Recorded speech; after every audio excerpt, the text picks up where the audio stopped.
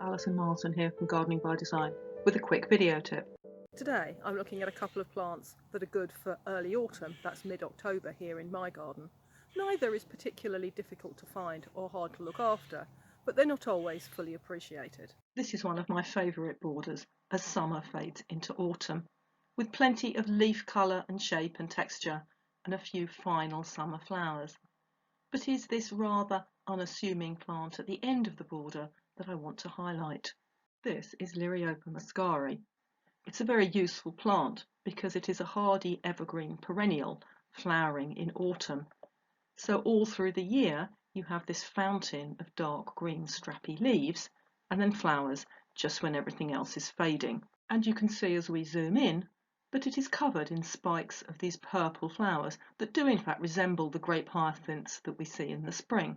They're not related, but this is where the second name muscari comes from.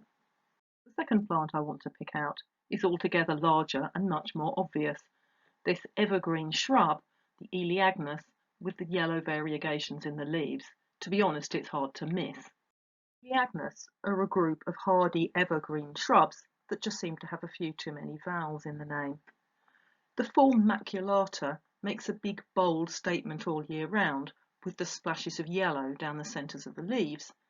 But at this time of year, it is the flowers that I want to draw your attention to.